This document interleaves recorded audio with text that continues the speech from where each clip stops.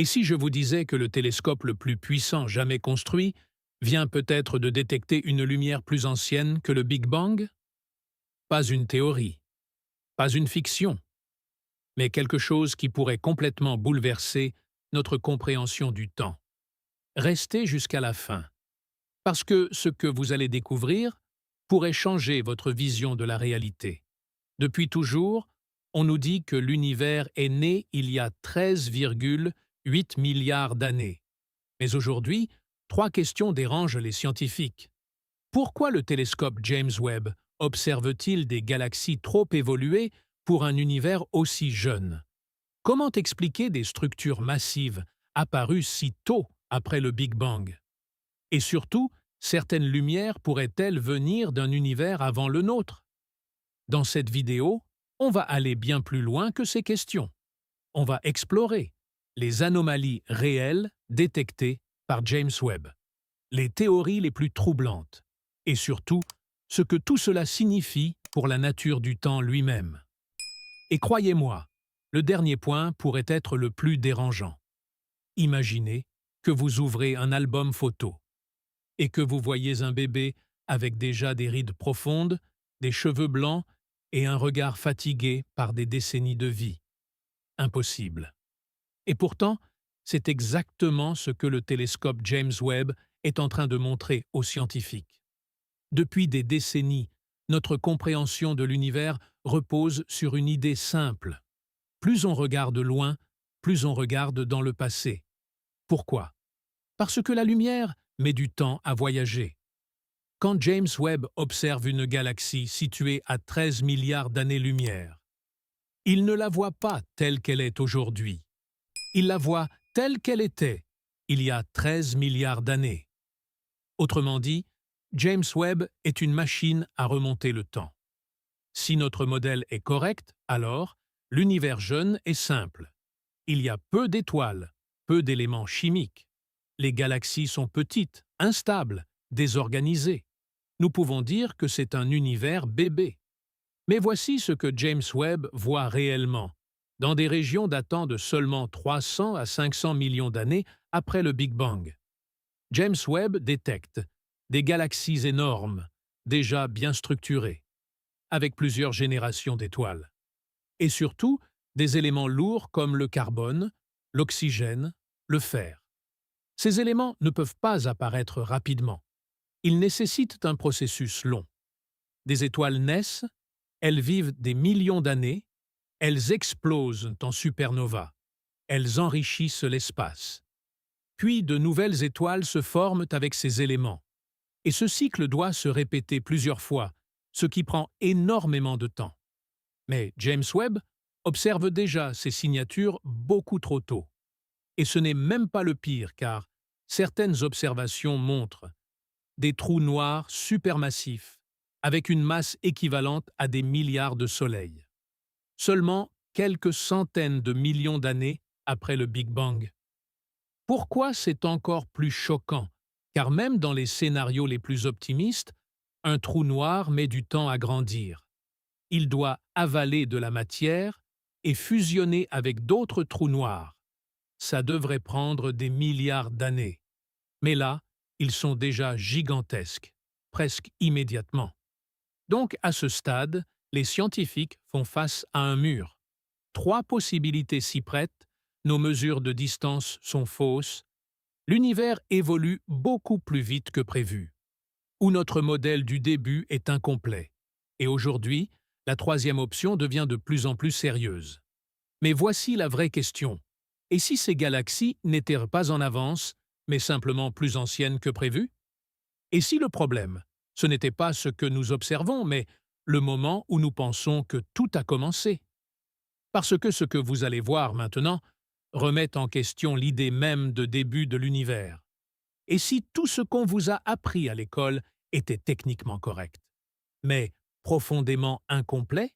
Et si le Big Bang n'était pas le moment où tout a commencé, mais simplement le moment où quelque chose a changé? Depuis toujours, on imagine le Big Bang comme une explosion, une naissance 1.0 absolue. Mais en réalité, ce n'est pas ce que dit la science. Le Big Bang ne décrit pas une création. Il décrit une expansion. C'est une différence énorme. Imaginez un ballon. Au départ, il est petit, puis il gonfle et des points dessinés dessus s'éloignent. Le Big Bang, c'est ça. Pas une explosion dans l'espace, mais l'espace lui-même qui s'étire. Maintenant, remontons le film à l'envers.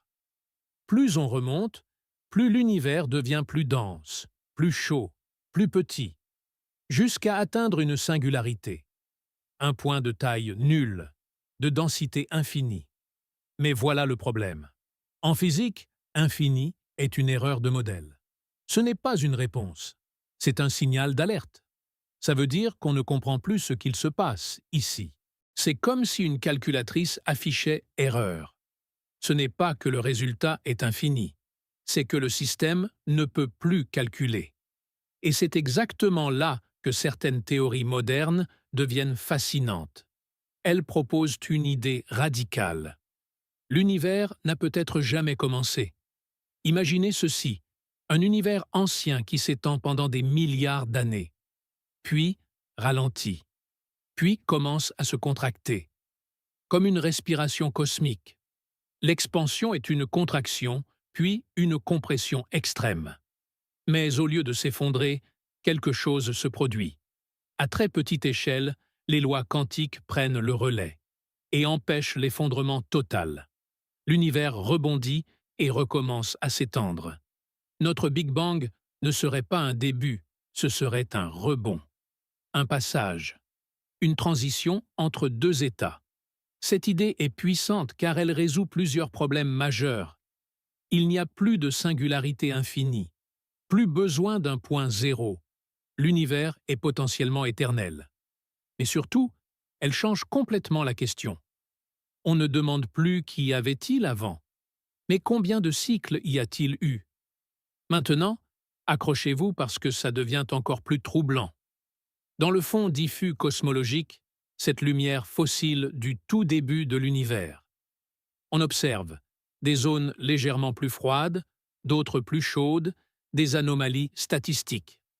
La plupart sont expliquées, mais pas toutes. Dans un univers cyclique, ces anomalies pourraient être des empreintes, des cicatrices, des traces gravitationnelles laissées par un univers précédent.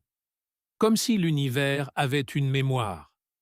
Pas une mémoire consciente, mais une mémoire physique. Et si c'est vrai, alors ça veut dire une chose vertigineuse que le temps ne commence pas au Big Bang. Il le traverse. Mais maintenant, on va encore plus loin. Parce que tout ce qu'on vient de dire suppose une chose, que le temps existe vraiment. Mais si le temps lui-même n'était qu'une illusion, et si le Big Bang n'était pas le début du temps, mais le moment où le temps apparaît, ce qui arrive maintenant est encore plus dérangeant. Et si tout ce qu'on vient de dire était encore trop simple? Et si le vrai choc n'était pas qu'il y ait un avant le Big Bang, mais que le temps lui-même n'existe pas comme on le croit?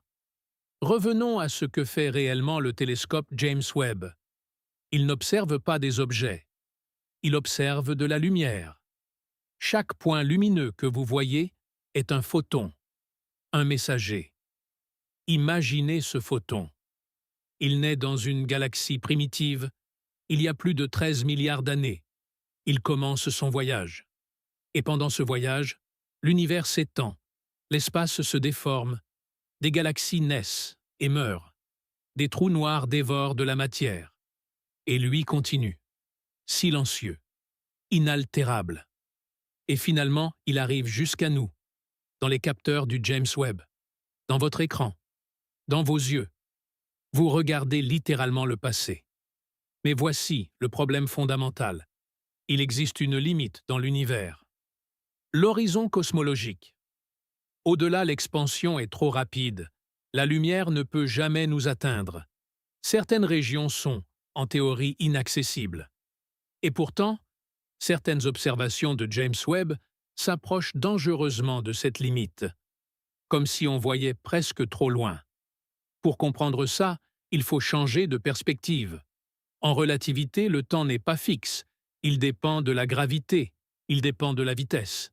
Le temps peut ralentir, il peut se dilater. Mais certaines théories vont encore plus loin. Elles disent que le temps pourrait ne pas être fondamental.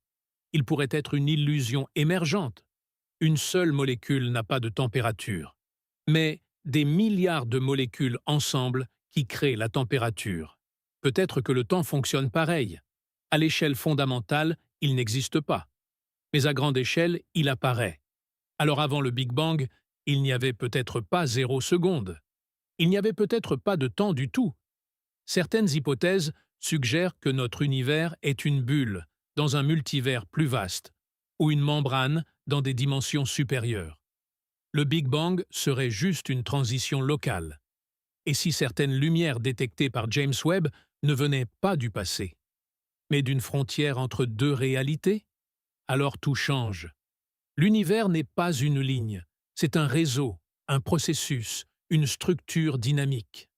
Et peut-être une mémoire cosmique. Chaque anomalie est une trace, chaque photon est une archive. Le télescope James Webb ne détruit pas la science, il la fait avancer. Il ne prouve pas que le Big Bang est faux. Il montre que notre compréhension est incomplète. Depuis toujours, ce n'est pas la certitude qui fait progresser la science, mais c'est le doute. Galileo Galilei a déplacé la Terre du centre de l'univers. Albert Einstein a transformé l'espace et le temps. Et aujourd'hui, James Webb pourrait transformer notre idée même de commencement. Peut-être que l'univers n'a jamais commencé. Peut-être qu'il n'y a jamais eu de point zéro. Peut-être que le Big Bang n'est qu'un chapitre, pas la première page. Peut-être que l'univers se transforme, évolue, rebondit, respire, à travers des cycles infinis. Chaque photon capturé par James Webb a traversé des milliards d'années. Il a survécu aux collisions, aux explosions, à l'expansion de l'univers. Et il arrive jusqu'à vous. Et si cette lumière n'était pas seulement ancienne, mais le vestige d'un univers précédent, alors cela signifie une chose. Nous ne sommes pas au début de l'histoire. Nous sommes au milieu d'un récit cosmique sans première page. La prochaine fois que vous regarderez le ciel, rappelez-vous que vous ne voyez pas seulement des étoiles. Vous voyez du temps. Vous voyez des souvenirs. Vous voyez peut-être les traces d'un univers oublié. Et quelque part, en ce moment même, un photon traverse le vide. Depuis des milliards d'années. Il porte une histoire, peut-être celle d'un autre univers, et il se dirige vers un regard, le vôtre.